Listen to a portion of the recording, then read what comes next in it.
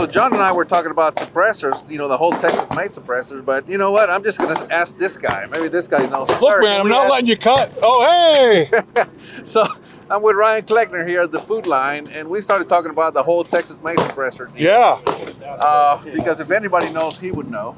Tell us why you would know, Ryan. Well, guys, okay. So I am an attorney. I play one on TV, but I'm not your attorney, so this is not legal advice for you. And I'm going to give you a very attorney answer on this one. It depends. I advise don't do it, but that's up to you if you want to try and risk it. I put it this way. If you asked me if it was 55 mile an hour speed limit, if you're allowed to go 56, the answer as an attorney is no, you're not allowed to drive 56. The problem with the suppressors is people are using what I think is a misunderstanding of the law. They're trying to say that since the silencer is made in state, so it's Texas made, that it's intrastate, so therefore interstate commerce doesn't apply, so therefore the federal government has no control over it. Well, there's a few arguments I have against that.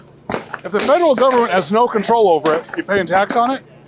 Is the company paying taxes? Are they paying employment taxes? Because the IRS is the federal government. Another problem with interstate commerce is they look at everything that goes into making it. Not only the cutting oil in the machine, but the computer program, where you got the steel from, all that matters for interstate commerce.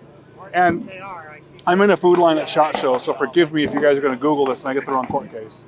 I think it's Wickard v. Filburn. I think that's the case. It's a famous Supreme Court case about interstate commerce. This guy was growing wheat in his own backyard. So he had his own little mini farm in his backyard where he had a little wheat crop. And he was arguing that since he got the seeds locally and he was using a tool, like gardening tools that he bought down the street, that he was all intra-state. And therefore the federal government couldn't give him this tax on the wheat.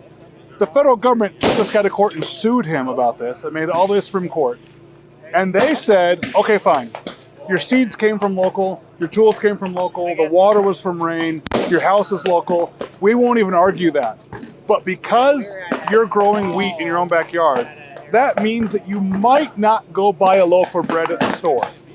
And he said, yeah, that's right. And they said, aha, you're affecting interstate commerce. Because now that bread company in another state is going to sell one less loaf because of you, and they called it interstate commerce. So that's how ridiculous the federal government gets with interstate commerce. If you want to play with that with a silencer, that's on you. But just because you think something's legal locally does not mean it's legal federally. I use marijuana as an example. You live in a state that says marijuana is okay, the federal government still doesn't. You will lose your gun rights for the rest of your life today if you walk into a gun store and openly admit that you use marijuana. So federal does not equal state. Please be careful when you're dealing with stuff like that. Don't risk it. And this is the type of advice you get at the SHOT Show Food Line. So good stuff. Thank you, Ryan.